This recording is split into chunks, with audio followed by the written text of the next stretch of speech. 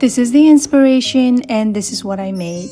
I've had this set pinned on my Pinterest board forever and I've been dying to make one, and I finally did it, and I wanted to walk you guys through how I made this set so you can make one yourself. To start, I used this free skirt pattern I found online. It's called the Kyra skirt by Tiana's Closet. You can download it directly from her website. Once you have the pattern, print and assemble the pieces for your size. I made it size small, but I'd say the pattern runs a little bit big. I definitely could have gone with an extra small, so keep that in mind. And the skirt is originally a mini skirt, but I cut the bottom of the skirt longer to turn it into a midi skirt. For the top, you can use any fitted sleeveless shirt as your base. I'm using this boat neck style top I made a little while ago. To get the shirt effect, fold your shirt in half and cut your fabric about twice as wide as the folded shirt, following the outline. One piece for the front and one for the back. You'll end up with a big wide rectangle, but once it's all done, it'll fit perfectly. Next, hand wind your bobbin with elastic thread for the shirring. I recommend winding a few bobbins ahead because they run out really quickly.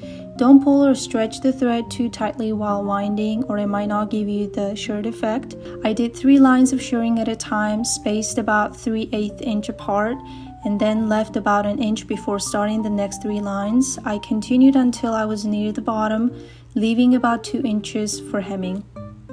Once the shirring was done, I pinned the shoulder and side seams right sides together and sewed them with a straight stitch. To finish the raw edges, you can serge them or use a zigzag stitch. For the neckline and armholes, I used the 1/4 inch bias tape for a clean finish, but that's optional. You can also serge or use a zigzag stitch to finish the edges. Now for the skirt, I made a small adjustment before sewing because the center front was a little bit too sharp for my liking, so I trimmed the bottom edge into a more rounded shape, which I liked better. The skirt ended up being a little bit shorter than I originally planned since I thrifted the fabric and couldn't get more, but it actually turned out to be the perfect length for me.